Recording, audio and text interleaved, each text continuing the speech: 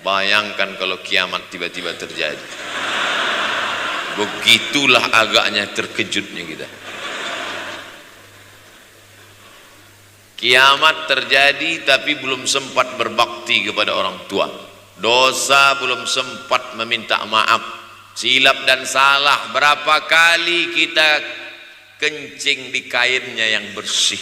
Berapa kali dia tidak jadi tahajud gara-gara kita menangis dari Isya sampai subuh. Pakai pengawet nangisnya.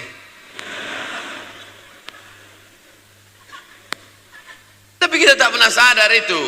Kita menganggap kita di dunia ini dibesarkan angin. Kita menganggap kita ini bangsawan, bangsa yang hidup di awan. Berapa kali dia tidak jadi sholat duha gara-gara kita kencing. Berapa kali nasi yang sudah mau disuap masuk ke mulutnya tak jadi. Bahkan dia tidak makan sama sekali. Dan berapa kali makanan dia belikan hanya untuk susu, hanya untuk menyenangkan kita. Pernah kita balas. Dan dia tidak pernah minta balas itu. Oleh sebab itu siapa yang mengingatkan? Abdul Somad diberikan judul berat ini. Judul yang paling berat ceramah tentang orang tua, tentang ibu, tentang ayah. Jarang saya mau menerima judul-judul pengajian. Ini pun dikasih tahu setelah sampai di sini. Maka saya belok-belokkan dikit. Air mata udah mau menetes, belokkan lagi. Nanti kalau saya nangis di sini, siapa yang ceramah kalau saya nangis? Oleh sebab itu maka yang orang tuanya masih ada, beruntung dan bertua, bawakan dia rumah makan. Ada sahabat saya namanya Ustadz Lukman di Pontianak, bukan Kuntilanak. Mereka punya program namanya Bawa Ibu ke Rumah Makan. Keren nama programnya. Bawa orang tua ke rumah makan. Nanti hari libur adik-adik anak-anakku sekalian libur, bawa ayah, bawa ibu ke rumah makan. Ketika Ustadz Lukman cerita itu ke saya, Ustadz Somad, kita punya program baru nih. Apa nama programnya Ustadz? Bawa ibu ke rumah makan. Alhamdulillah Ustadz Lukman, seluruh rumah makan di Pekanbaru tempat tinggal saya itu semua sudah saya bawa. Almarhumah saya bawa sup tunjang, saya bawa rendang, saya bawa goreng ayam, saya bawa goreng puyuh, saya bawa. Cuman ada rumah makan ular sawah itu yang tak saya bawa singgah. Lain dari itu sudah saya bawa. Tak ada penyesalan dalam hati. Senangkan hatinya. Apa pakaian yang dia suka? Orang tua itu tidak minta yang besar, asal ada saja. Pulang dari Yogyakarta sampai ke rumah, ini tadi ada nampak sedikit tanda terkenang. Kalau banyak makan sendiri. Ketika dia senang melihat itu, bahagia hatinya, nampak senyum di tepi bibirnya, pada saat itulah rahmat Allah terbuka. Pada saat itulah ridha Allah datang. Mengapa sulit mencari pekerjaan? Mengapa payah mencari penghidupan? Salah satu yang mempersempit ridha Allah itu adalah karena tidak berbakti kepada orang tua. Oleh sebab itu maka judul tema yang diberikan birrul walidain, berbakti kepada orang tua, bahagiakan. Ini ada juga ini anak-anak yang sudah sukses ini, papa, mama sudah meninggal, papa jangan risau, silakan terbang ke Yogyakarta, ada adik di sana, silakan terbang ke Surabaya, ada kakak di sana, silakan terbang ke Kuala Lumpur, ada keluarga di sana, jangan hiraukan. Kata bapaknya, kalian terbangku saja kalian pikirkan, kemana aku hinggap tak kalian pikirkan. Ada sebagian orang ketika ibunya meninggal dunia, marah dia, mengamuk dia anggap kebahagiaan itu sudah hilang. Padahal membahagiakan orang tua dua-dua adalah tanggung jawab kita. Kalau dua-duanya sudah tidak ada Pak Ustadz, masih ada keluarga. Ada keluarga. Al-khalah bimasabatil saudara ibu, kakak ibu, adik ibu, sama seperti ibu. Sambung lagi silaturahim. Buat dia senang, buat dia bahagia. Man ahabba yubsatalahu fi rizqihi, siapa yang mau lapang rezekinya, wa yunsa'alahu fi atharihi, dipanjangkan umurnya, falyasil rahimahu, hendaklah dia menyambung tali silaturahim. Saya ceramah di satu kota. Sampai di kota itu saya melihat rumah besar, megah, mewah, seperti istana. Cuman saya segan mau nanya, gak mungkin saya tanya, Pak, ini hasil dari apa? Saya tengok, saya ngangguk. Kawan-kawan saya yang ikut di situ seperti ngelihat kucing semuanya. Besar, mantap.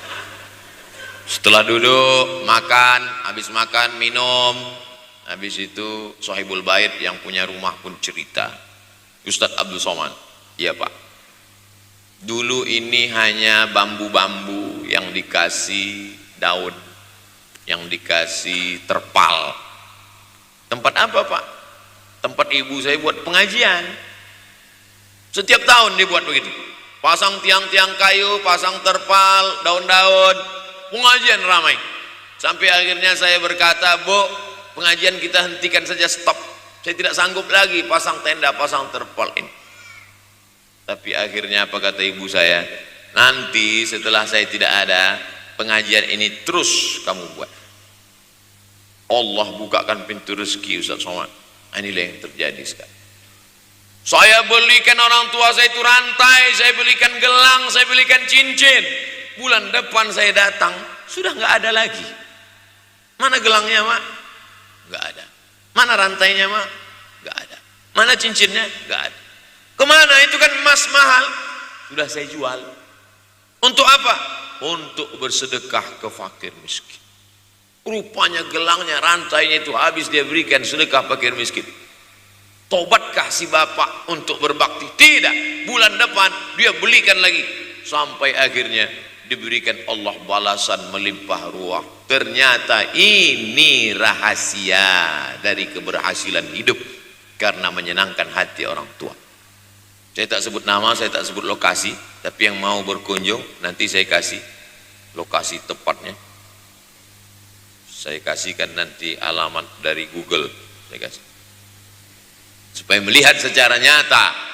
Kalaulah rezeki itu hanya diberikan kepada orang yang bersungguh-sungguh, pergi pagi pulang petang, peras keringat, banting tulang, maka tentu yang kaya itu adalah sapi yang membajak dari pagi sampai sore. Kalaulah kekayaan keberhasilan itu diberikan yang paling pandai memanjat, maka tentu yang kaya itu monyet. Tapi Allah berikan kepada siapa? Yang dia ridhai. Dan penyebab ridha Allah itu adalah karena orang tua yang senang hatinya. Yang sempat durhaka, tidak sempat minta maaf, meninggal dunia dia sudah, apa boleh buat? Kau sudah booking seat di neraka. Yang sudah sempat durhaka, tidak sempat minta maaf, meninggal dunia gara-gara dia pecandu narkoba, pemabuk, pezina, mati. Orang tua dalam keadaan susah. Berapa kali saya ketemu ibu-ibu selesai pengajian, pergi saya ke tempat parkir, ibu tua 70 tahun menangis. Ibu nangis kenapa Bu? Anak saya Pak Ustadz. Kenapa dia? Disuruhnya saya jual tanah. Mama jual tanah. Untuk apa Mama megang tanah, udah tua aja pun jual. Mestinya anak itu yang menyenangkan hatinya di hari tuanya, bukan malah menyuruh jual tanahnya. Jual tanah supaya dia bisa bangun rumah, jual tanah supaya dia bisa menyekolahkan anak-anaknya. Na'udzubillah. Sudahlah tidak membahagiakan, malah menyusahkan. Ustaz, anak saya nyuruh saya jual tanah saya supaya dia senang, supaya dia dapat duit. Gimana nih Pak Ustaz? Mungkin si ibu berharap saya menjawab, ibu sabar aja ya Bu, sabar ya. Ibu salah tanya Bu, kalau mau sabar cari ustadz lain, ada spesialis sabar, bukan saya. Begitu dia kasih tahu, anak saya maksa saya jual tanah saya, Pak Ustadz gimana? Mana alamat rumah anaknya? Mana? Saya mau datang. Mana? Anak durhaka, neraka jahanam tempat kau.